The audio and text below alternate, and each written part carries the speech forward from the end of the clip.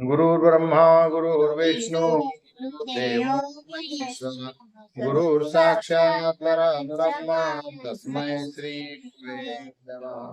गोपाल कृष्ण भगवान की जय। वासुदेव हरि पांडुरंग हरि।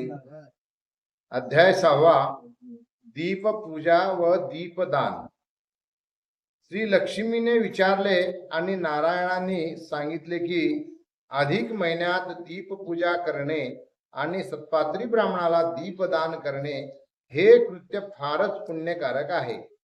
या दानामुळे माणसाची सर्व पातके दूर होतात, मनाला उत्साह येतो, आयुरारोग्य, संतती, संपत्ती, सुख, शांती आणि समाधान प्राप्त होते। दिव्याला दररोज नियमाने मनापासून नमस्कार जरी केला तरी ती सर्व फळे प्राप्त होतात।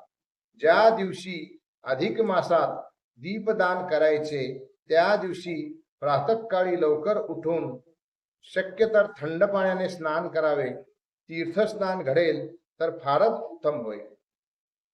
नंतर नेहमीप्रमाणे देवपूजा करून एका स्वच्छ जागेवर पाट किंवा चौरंग मांडावा, आरास करावी। चौरंगावर किंवा पाटावर धान्य राशी ठेवावी, त्या राशीवर पाण्याने भरलेला कलश मांडावा। त्या कलशावर पात्रात तांब्याचा किंवा धातूचा दिवा धूपवातीसह प्रज्वलित करून ठेवावे। नंतर श्री गणेश, पुरुषोत्तम, राधिकेस, श्री कृष्ण आणि त्या दिव्याची पूजा षडोपचाराने करावी। तो दीप ब्राह्मणाला दान देऊन टाकावा। त्या ब्राह्मणाला यथाशक्ती वस्त्र, पात्र, अन्न, शिधा, मिष्टान्न, भोजन आणि तांबूल विडा दक्षिणा देऊन नमस्कार करावा।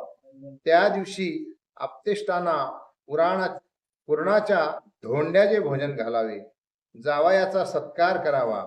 जावयाला किंवा ब्राह्मणाला तुपात तळलेले धोंडे किंवा 33 अनारसे दान द्यावे। बतासे, खारका, सुपाऱ्या, फळे हे सुद्धा 33 या संख्येत दान करावे। पूर्वी अधिक मासात गोदान, भूदान, हिरण्यदान वगैरे मोठे मोठे दाने महिनाभर दररोज देत असत, पण त्या सर्व दानापेक्षाही दीपपूजा आणि दीपदानाचे महत्व फार मोठे आहे। मग दीपपूजेची एक लहानशी कथा सांगतो। नारायणाने सांगितली ती अशी: पूर्वी सरस्वती नदीच्या तीरावर एका आश्रमात सुशर्मा नावाचा एक गृहस्थ राहत होता। भिक्षा मागून तो आपला उदरनिर्वाह करीत असे।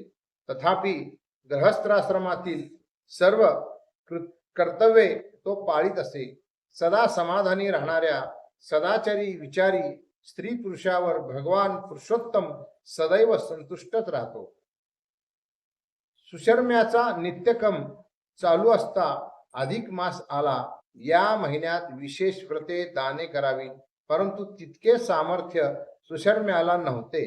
मग त्याने विचार केला आणि फक्त एक वेळ भोजन, नक्त आणि तेही मौन पाळून सोपे व्रत करावे।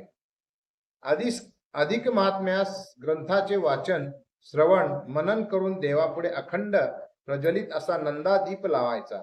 दररोज दीपपूजा करायची आणि मग एके दिवशी ब्राह्मणाला दीपदान द्यावे, एवढाच नियम आणि दान करावे।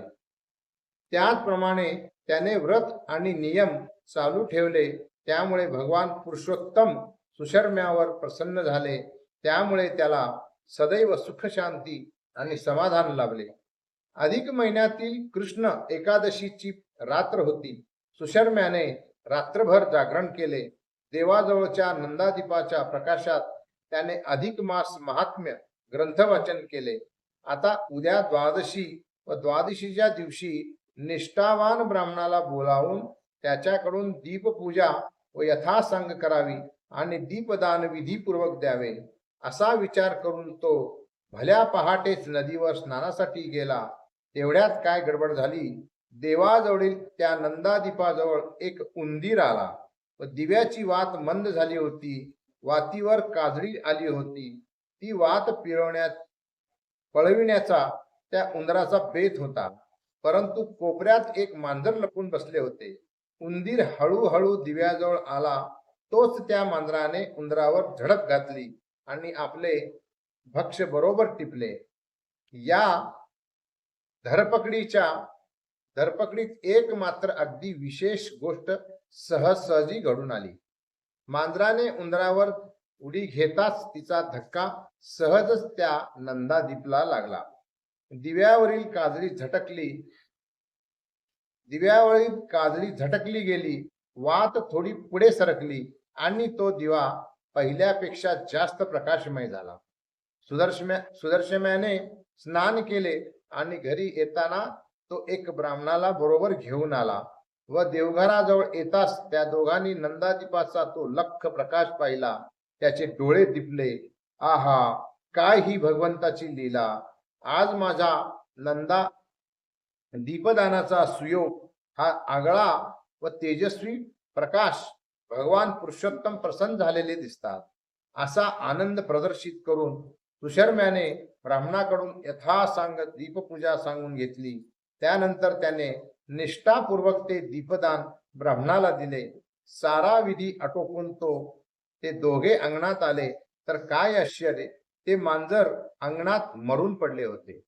सुशर्मा आणि ब्राह्मण त्या मांजराच्या देहाकडे पाहता विचार करीत होते.